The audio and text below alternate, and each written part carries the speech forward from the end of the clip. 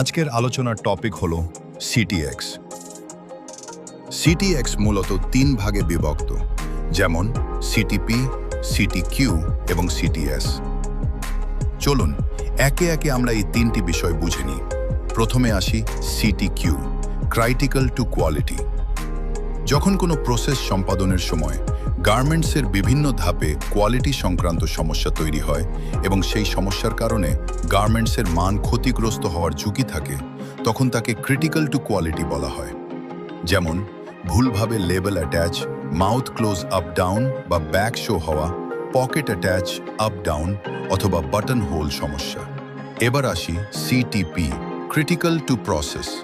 যদি কোনো প্রসেস স্বাভাবিকের তুলনায় জটিল হয় এবং সেটি অত্যন্ত সতর্কতার সাথে সম্পন্ন করা প্রয়োজন হয়, তবে সেই প্রসেসকে বলা হয় ক্রিটিক্যাল টু প্রসেস। যেমন arm hole attach, bottom rolling, waist band কনসাই, centre front placket, side seam. সবশেষে আসি সিটিএস, ক্রিটিক্যাল টু সেফটি। যদি কোনো প্রসেস প্রোডাক্টের জন্য সেফটি ইস্যু তৈরি করার সম্ভাবনা রাখে অথবা ঝুঁকিপূর্ণ হয়, তাহলে সেই প্রসেসকে বলা হয় ক্রিটিক্যাল টু সেফটি।